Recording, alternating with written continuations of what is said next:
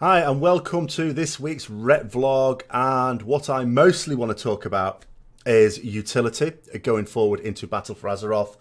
And I've been very positive about the way the Retribution Paladin feels to play. The talents are a big improvement on in Legion.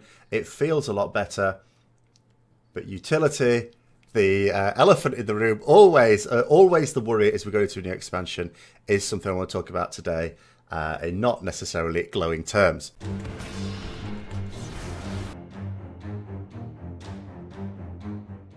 So, in terms of our utility, I'm going to talk first of all about class buffs. Now, trying to get these right in my fixed in my head. But at the moment, of course, we know that Paladins don't have them in the BFA beta. Last I heard, it was just a case of umming and ahhing about what to give us.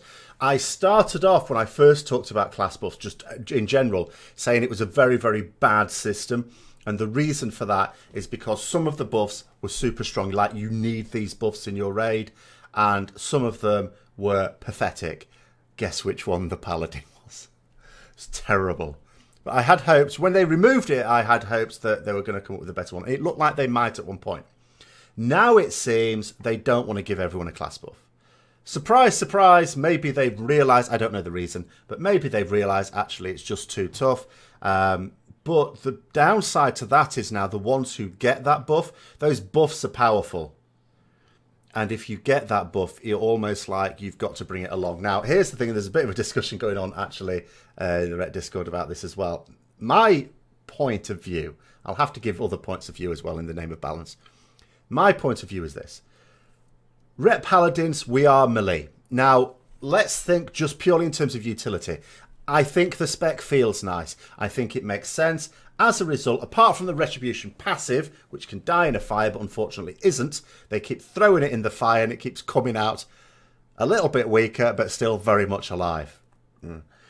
But that aside, what it means is it should be a lot easier to balance our damage, which means we shouldn't be suffering. We should be able to compete, is the key parameter here. Problem is, think about it this way. We know we're melee, we've got to compete for raid spots. In an ideal world, you just need a set number of DPS, maybe 14, 15 DPS in a mythic raid, you know, whatever proportion of that in a heroic raid, something like that. But we know that on a lot of fights, there can be mechanics that make it very difficult to bring melee. Now, what are the things that can make melee weak? One could be if there needs to be a lot of movement. Well, we're stuffed on that because our movement speed boost, which was already considered pretty weak, along with DKs, of course, has just got weaker because it's going to be on a 1 minute cooldown. We have a talent to give us ourselves an extra charge of it. And in fact, the only thing that is the saving grace for me is I do not like the Unbreakable Spirit talent. Again, that's a personal opinion for me, but I do not like it at all. I don't value it. I'm very likely to be taking Cavalier as a result. So you could argue that in my particular case, maybe I'll get away with it. But nonetheless, our movement is not strong, however you look at it. The other thing can be that there's lots of times when you have to move away because of bad on the floor.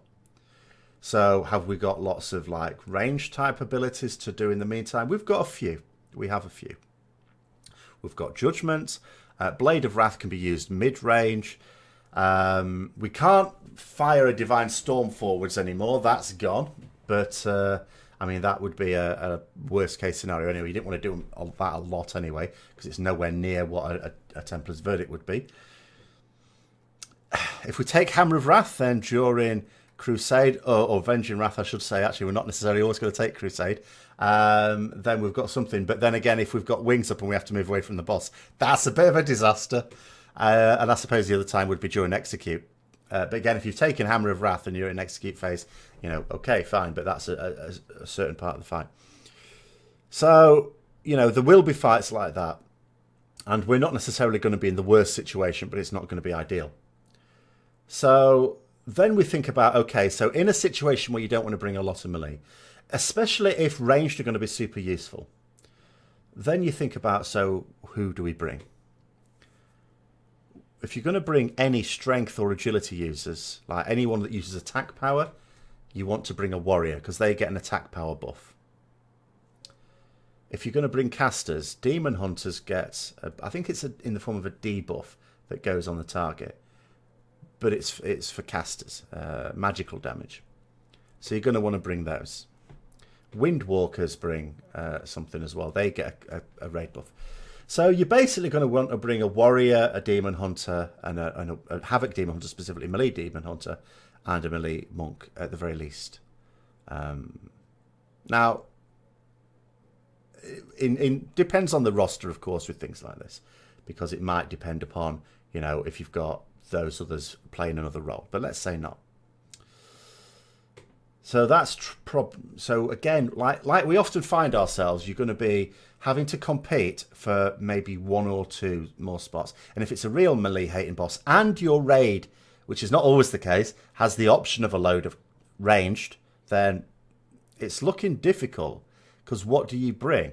What we bring is Greater Blessing of Wisdom. That's it. That's all we bring that is of verifiable use. Sure, Greater Blessing of Kings, I gather, is being reworked, but who knows what into? I will go through an idea that someone came up with, if you like. But again, it's just an idea. It's not necessarily anything that Blizzard are thinking about, so what value there, unless a load of people support it on the forums. That's it. Blessing of Protection, as I keep pointing out. Blessing of Protection is only useful in a particular niche situation. One, where there is fatal physical damage. All right? And specifically fatal physical damage that is not easily negated in some way that just requires a bit of skill. So in other words, you could then use that on that person. And even then, it's only still useful if you need to use Blessing of Protection several times, because otherwise you will have a Holy Paladin and your Holy Paladin has Blessing of Protection. But even that, let's just say that your Blessing of Protection is useful in that situation. How many fights have fatal physical mechanics? Not very many. Virtually none. In fact, actually in Legion, I have to say there's been more fights that have had them than in any other expansion I can remember. And even then, it was very few. And even then, it's still only worthwhile if those mechanics are on the toughest bosses in the raid. Because if it's on the first boss in the raid, who cares? It's the first boss. You can kill the first boss with anything. You know, you can roll up with every DPS being that. You can roll up with 20 druids, right? Or something like that. Or 20 monks or 20 paladins, whatever. And you will kill that boss. That's not a big deal. You might have an extra wipe if you don't take a good composition. That's all there is to it. But you will still kill it. We're talking about the tough bosses, where maybe to kill it you need 200-300 wipes. And if you don't have a good composition, maybe it's 400 or 500 wipes. That's the difference we're talking about there. Can we make that difference on those fights? It would be ludicrous to suppose they will have a fatal physical mechanic for which Blessing of Protection can help trivialise that mechanic on every really tough fight in every raid of BFA. So I consider Blessing of Protection to be basically worthless. Whereas a buff that buffs our DPS, or that helps reduce whatever damage of any source, or at least magical damage, is always useful. That's useful on every fight. Because even the fights that have the fatal physical mechanics, do you know what? They also have magical damage mechanics as well. They just all do. So, yeah, I don't count Blessing of Protection. Our Divine Shield, okay. Immunity allows us to solo soak something if there's a solo soak mechanic. Once every 5 minutes. Once every 3.5 minutes if you take Unbreakable Spirit. But even that is too long a cooldown. And there will be other classes, this is the important thing, there will be other classes that can do the same thing on a much shorter cooldown. So that is also effectively worthless. Lay on Hands is just a big old heal. Maybe we, once a fight, even with Unbreakable Spirit, once a fight we could use it. Maybe we save someone, maybe we don't.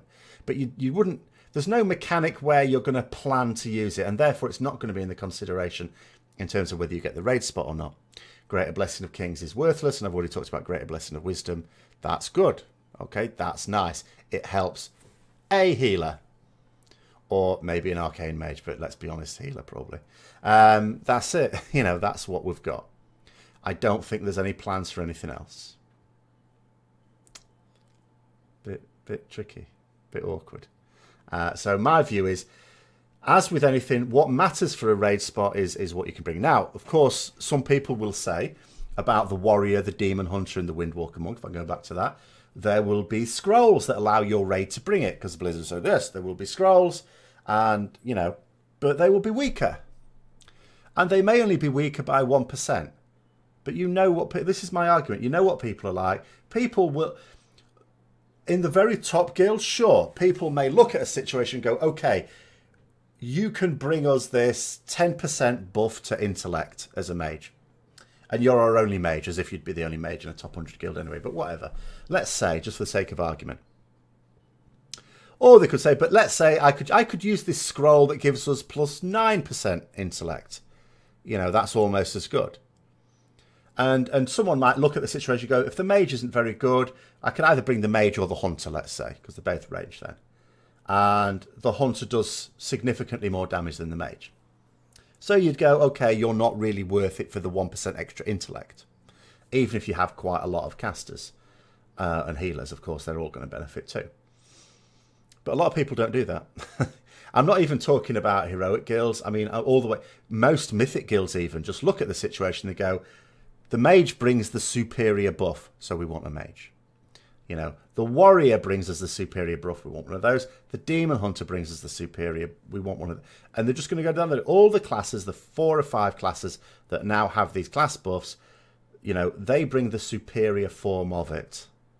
So we want one. Because that's how people look at it. Most people, even in reasonable, the cutting edge guilds, look at the class, not so much the player. It's a tough old shout. And I'm not saying every single guild. I'm not saying every guild outside the top 100 as if there's a cut-off point there. But a hell of a lot of them. They just look at the class as opposed to the player. And if you're a Ret at the moment and you're looking for a guild for BFA, at the moment, it's a bit of a struggle. Because you got to think to yourself, what are you going to... Because they don't necessarily know you as a person. They're not invested in you as a person. What are you going to bring for that raid? At the moment, all I can say is Greater Blessing of Wisdom. That's all we're guaranteed to bring. Maybe they improve Greater Blessing of Kings, but in the here and now, we can't, you know, we can't have faith that Blizzard are going to make that strong in some way. Even if they completely changed it. What is it going to be? So I think it is a terrible shame. I was almost hoping they would go. I dared to dream that they would go with giving us like the aura that gives everyone 3% extra damage as holy. Counted for them, of course, not to try and cheese logs. Because cheesing logs is another point that someone brought up actually on the Discord. You know, with it doesn't even have to be a raid leader, just a significant number of influential people. You know, DPS, we know every guild's got them. You know, if they know that they can't pass without that extra 1% intellect or attack power, whatever it is they need, they're going to argue tooth and nail that that class be brought. They don't want a cheap scroll that does an almost good enough job. Right? Just like no one wants to use drums in a raid. You might use drums in a dungeon. But what you'd really want is the real McCoy. And that's just how a lot of people would be. So, I mean, that's just it on utility. At the moment, it's looking grim, I've got to say. It's looking very, very grim. Now, one final point I just want to throw out here, which is nothing to do with utility, but just, again, in terms of, like, misinformation. It's quite difficult, I know. I find it difficult because it's not easy to sim things. It's not easy to get accurate sims for most people because it's not got it's not yet got the nice, easy-to-use interface for simming things in BFA in the beta. But Hammer of Wrath, okay, so Hammer of Wrath, one of the situations, we still want it to be baseline, just an execute only, if that's the way to sort the situation out. However, and I was sort of disagreeing with it. See, my main issue with Hammer of Wrath is you look at it, and you look at the damage it does, and you're going, it's way less than Templar's Verdict. It's way less than Blade of Justice, and it's way less than Judgment. So it's way less than those 3 baseline abilities. So that puts it at lowish priority. However, I am assured that when it's all simmed, you first of all, the blessing, the Hammer of Wrath talent is slightly ahead of Blade of Wrath. So it is technically the strongest talent on that row. Now you have to bear in mind there are stats that can affect it. You know, haste can affect that. If you have a mastery, of course, I mean, this is the thing, like Blade of Wrath, of course, gives you more Blade of Justice procs, effectively. So you can use it more often, as long as you're using it as a high priority thing, so you don't waste any procs. But, and that's, of course, useful for AoE and single target.